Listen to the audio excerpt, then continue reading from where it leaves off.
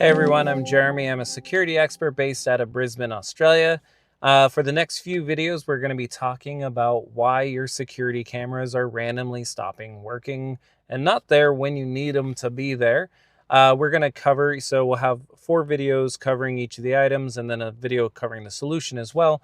So we're going to talk about networking issues. We're going to talk about power issues, specifically PoE. We're going to be talking about firmware and the age of your system. And then we're going to talk about physical damage. So if you have a forklift driver that runs into one, all of a sudden the camera stops working, we'll kind of go into that. And then we'll have a video about solutions. So the best way to kind of handle making sure that your camera's up and running, the best practices involved with that. And if you don't know why all this is important or you haven't been hit by this, I'll just give you a true precautionary tell. So we have a now client in Melbourne that at the time wasn't our client. They had an older camera system during the day. So while the alarm system was still turned off. So the camera system is basically an evidence collection system at that point. They had a car drive into the yard, come up to one of the roller doors, which was open, that had a crate of stuff just sitting there. Somebody jumped out of the car, grabbed the crate of items, which turned out to be quite valuable, chucked them in the back of their car, and drove off. When the staff went to actually view the cameras and see what had happened and who took them and maybe get a license plate number, none of that information was there. Turned out the camera system hadn't actually been recording for quite some time for about half of the system. Now, they still had footage for other parts of the site, so some of the cameras were still working, but not the ones that were important, and nobody had any idea that those weren't recording. So what we're going to cover in our video series here is how to make sure your camera system is working when you need it to, and what are the main issues that are going to cause the dropouts, and how to make sure that they don't happen. So stay tuned, and we'll be getting into those in the next week. I'll talk to you then.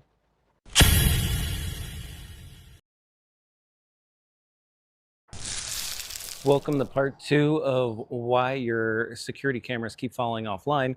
Today we're going to be talking about network interference and network problems. So all of the cameras now, unless you're running a very old coax system, are IP devices. They're basically a small little network that runs within your site that has to communicate to the outside world, or at least to other devices on that network.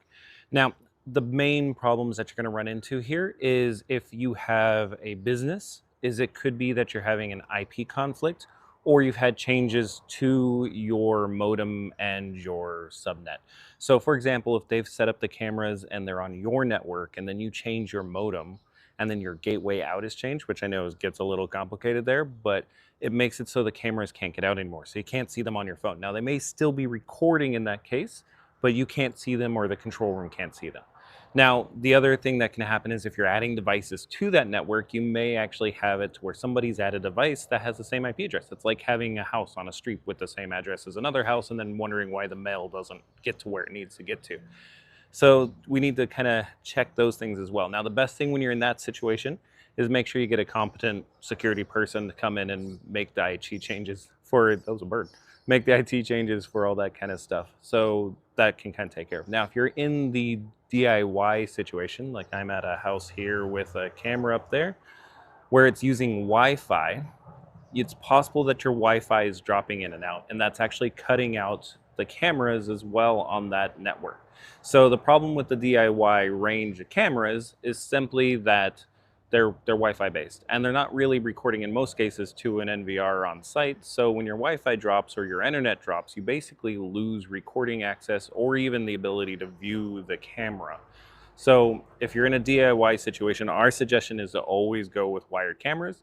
Sometimes you can't, but if you can, go with wired cameras. You can get wired brands from Bunnings if you want to DIY, or you could go to a security provider and we could provide you with a slightly higher quality camera that is wired and even install them for you. So that's kind of the main hassles there. So IP conflicts, changes to your network, and wireless dropouts. So if you're having problems with your cameras dropping offline or not showing up, those are the places where you want to start. As always, if you have questions with any of that stuff, reach out because we'd be happy to help you with those problems, and we'll talk to you guys soon for the next part.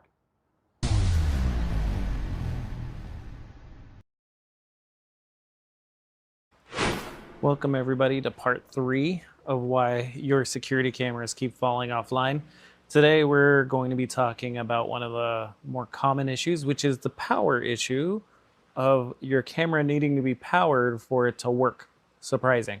So, most IP cameras now basically pull PoE, which means that they are pulling power directly from the switch that they're plugged into. There's not a separate power cable going through.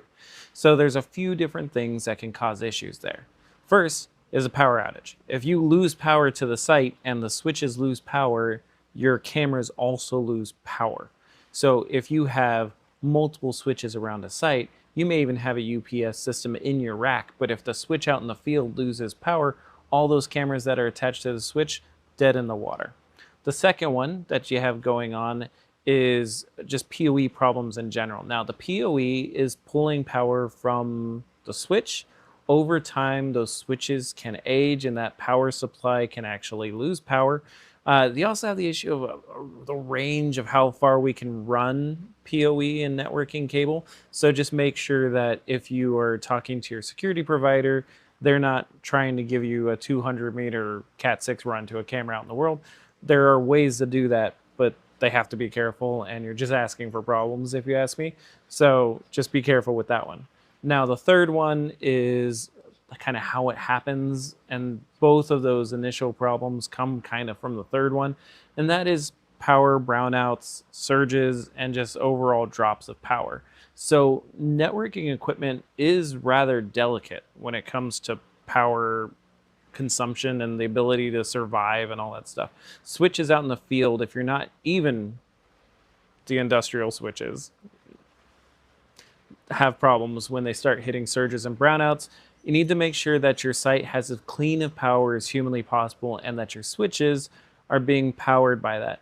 Now, the solution to all this, at least the best solution, is to put UPSs in all your racks where all your switches are, even out in the field. They don't have to be big, just enough to keep giving you a little bit of footage once the power goes out to kind of cover that gap.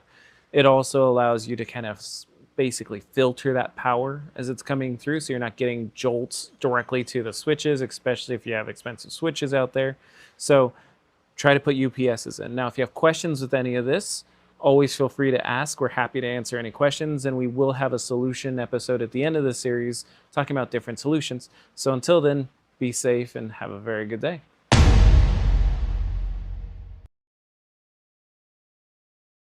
Welcome to part 4 of why your cameras keep falling offline. Today we're talking about firmware and the age of the cameras. In a lot of cases, we think of cameras as little network devices that kind of sit around the network and talk to each other, or a brain, which is what we call an NVR, which is a network video recorder. Now, each of those devices have their own little software, and that software needs to talk to each other. So over time, the firmware of one of them may not be compatible with new devices going in or new NVRs. So something to keep in mind is if your security supplier is installing new devices and then say old cameras keep falling offline, we probably have a firmware issue there or a difference of software. So let's go ahead and talk about getting that fixed. Now, if you're going through and putting different brands, we have a format called ONVIF, and ONVIF allows things to talk together. But if at all possible, try to get one system of one brand of one generation, and that's going to give you the best results. That way you don't have to worry about random cameras falling offline. So if you want to learn more about that, obviously reach out to us. I'd be happy to have a conversation with you, and we can talk about how to make that a reality on your site. Welcome to part 5 of why your security cameras keep falling offline. Today we're going to be talking about physical damage to your cameras, probably the most common out of all the reasons we've talked about on this series. We'll go through a few real quick. So the first one is simply environmental. We have water damage, heat going through and cracking plastic domes, that kind of stuff. In winter, we can actually have the seals break. You have to kind of be aware of these things. There are certain camera types that you can buy to minimize that. But if you go on the cheap end, these are things that you're going to run into. The next one is vandalism. So somebody actually coming up and spray painting your cameras, hitting it with a baseball bat, a crowbar, those kinds of things. That will cause your camera to not work. Usually what happens is you'll walk past it and it'll be hanging from the cable. So just be aware that people can damage your system around there, so you have to actually be vigilant with that stuff. The next one is accidents, which is very similar, but not on purpose. So the common one that I run into, because we do mostly commercial, is a forklift running into a camera and actually banging it off the wall, something along those lines. So accidents do happen. Now, the final one that we want to talk about is pests. Specifically, if you get your cables ran by a non-professional, or if they're up in a C channel and naked, they're not covered in conduit or secondary conduit. Then you have things like rats chewing through the cable, ants swarming inside of junction boxes can cause the issues as well. So we have to make sure that we keep the site clean and free of pests. I do know a couple pest people. If you need somebody, just reach out to me and I can help you.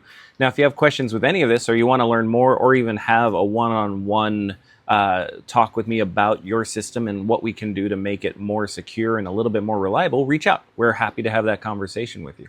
Until next time, stay safe. All right, everybody, welcome to part 6 of why your security cameras keep falling offline. Today, we're not talking about the reasons, we're talking about the solutions and what you should be doing to help make sure that your camera systems are working when you actually need them. So the first thing that we're going to talk about is investing in quality.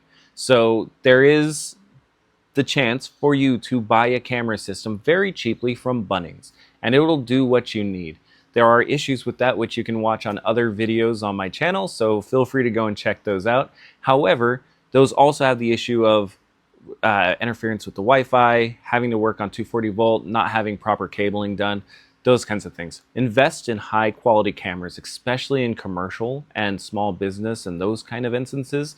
Spend a little bit more money to get a system that you can rely on instead of something that you're like, maybe the footage is in the cloud. So invest in quality. Now, the second one that we want to talk about is doing periodic check-ins. Now, my suggestion is every month, at least once a month, go through and check the live video. Make sure the clock is right on the cameras. Make sure when you are looking at the recorded playback, you have at least a month of recorded playback. And then check the night vision as well, and make sure that at nighttime you're not getting a bunch of IR bounce from like a plastic dome or something to where you actually can't see what's happening.